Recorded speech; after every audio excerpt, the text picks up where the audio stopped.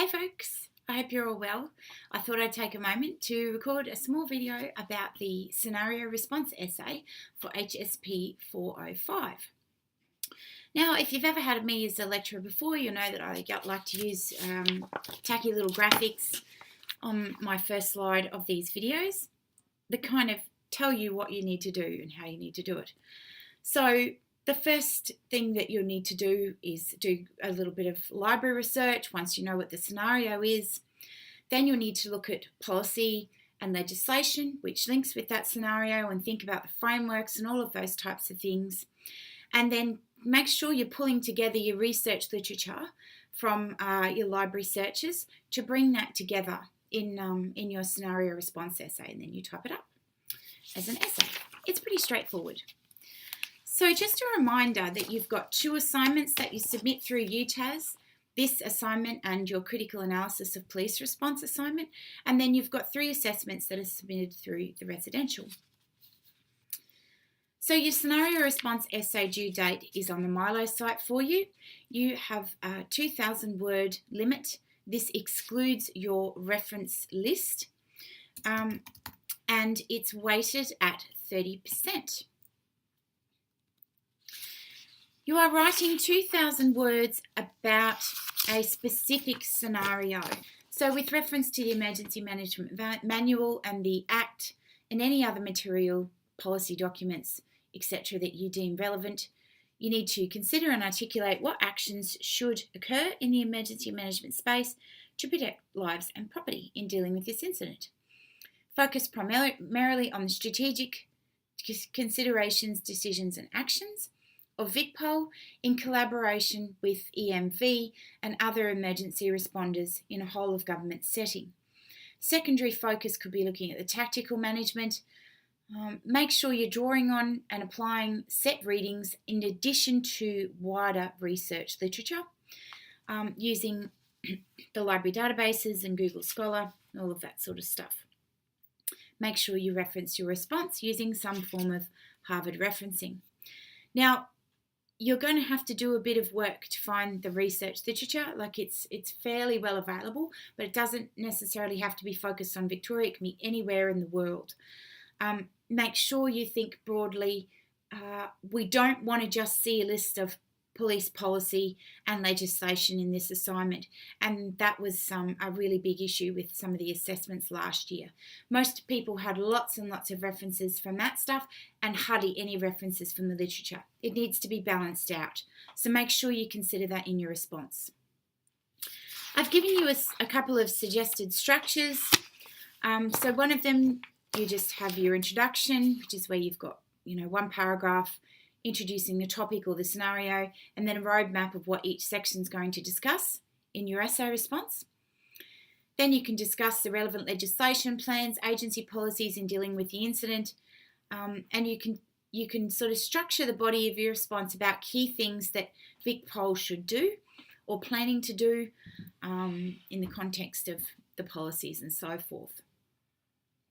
So you might have subheadings around strategic considerations, around tactical management of the problem, that sort of stuff, in addition to then having your conclusion and your list of references.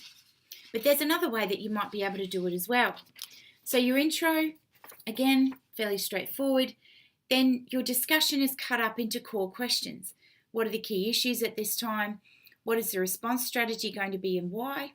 What is my mission? What are the priorities and why?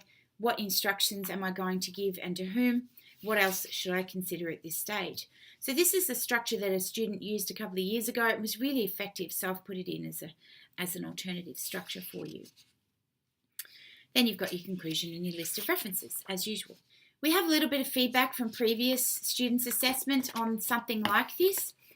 A lot of people don't use 1.5 line spacing. Please use at least that, if not double line spacing, so that we can put the comments in.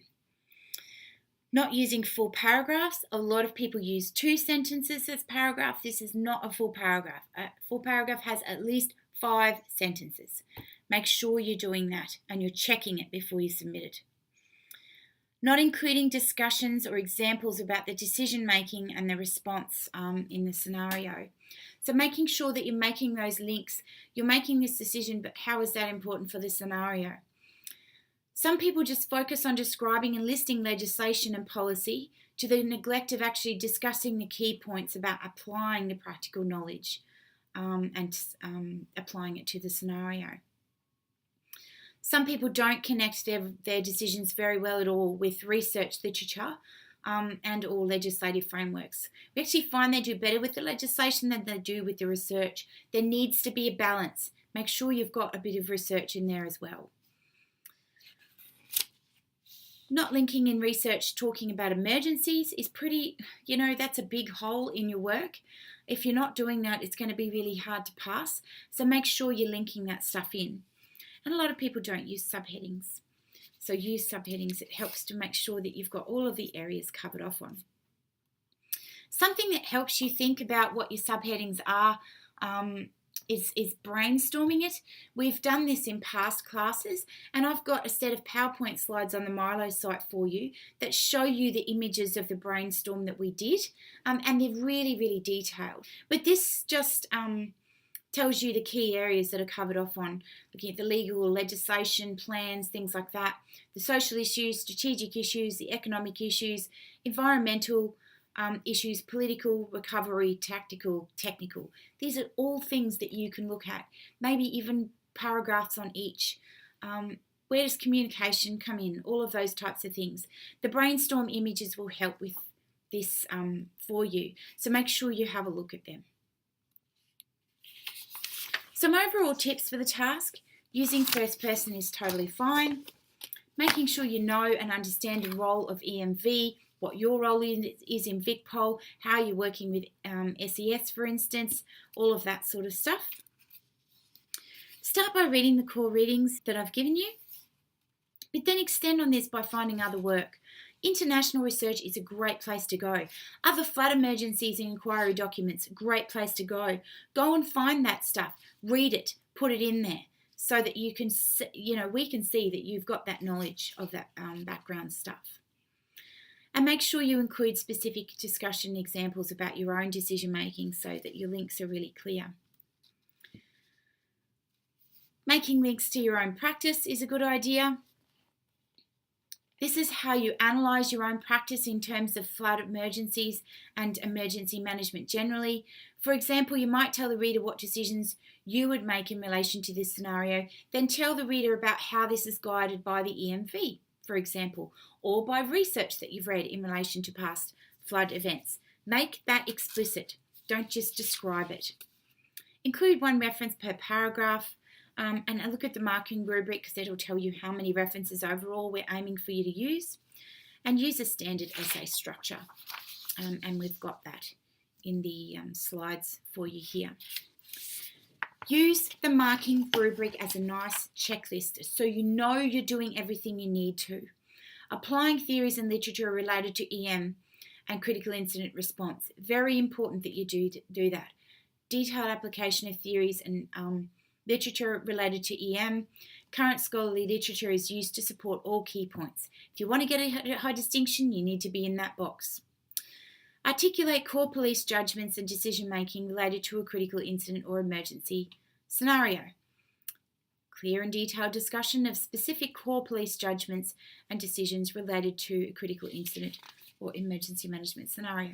Again, if you want to get a high distinction, you need to be in that box. It's pretty straightforward.